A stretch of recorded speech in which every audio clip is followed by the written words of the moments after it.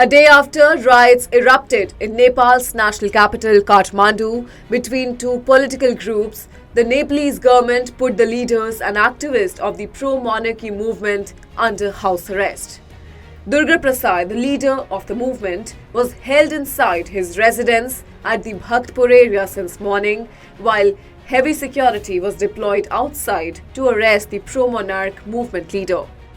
Meanwhile, police officials ruthlessly arrested a slew of people from the streets after permission to carry out a rally in Tinkure was refused on Friday. Sending a message from house arrest, Prasai stated that though the administration has cut off the electricity connection and kept him under house arrest, neither he nor his supporters would budge an inch.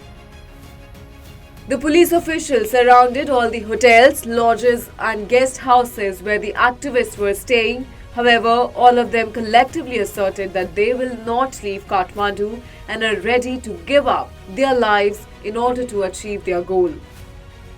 A habeas corpus has been filed in Nepal's Supreme Court seeking Prasai's release and ensuring him liberty as stated in the constitution. On the contrary, a senior official of the Home Ministry stated that Prasai was neither arrested nor put under house arrest, but was instead simply given government protection. However, the government has been extensively criticized by everyone for their authoritarian behavior. The demonstrations have been organized under a movement known as Rashtriyata Dharma Sanskriti or Nagrik Bachao Andolan, and is led by Durga Prasai.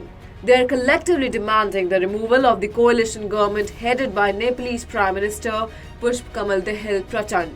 Prasai also wants country's current constitution that was adopted in 2015 to be replaced by the 1990 constitution that was promulgated by then King Birendra. For those unaware, the 1990 constitution paved the way for turning the country into a constitutional monarchy along with an elected parliament and human and political rights enshrined in the constitution. There are various reasons why the movement gained momentum. Firstly, the Nepalese citizens are upset over the failure of the political parties, both ruling and opposition, as they failed to deliver. The parties are perceived as corrupt, while politicians will be seen as unscrupulous, power-hungry and unethical. Secondly, Nepal is reeling under inflation, acute unemployment, financial crisis and poor governance, which has generated public anger.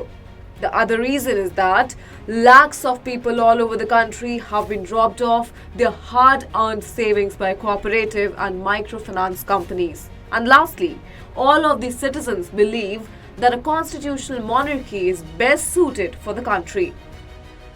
Thus, tens of thousands of people stormed the streets and carried out demonstrations demanding restoration of monarchy and Nepal's status as a Hindu state.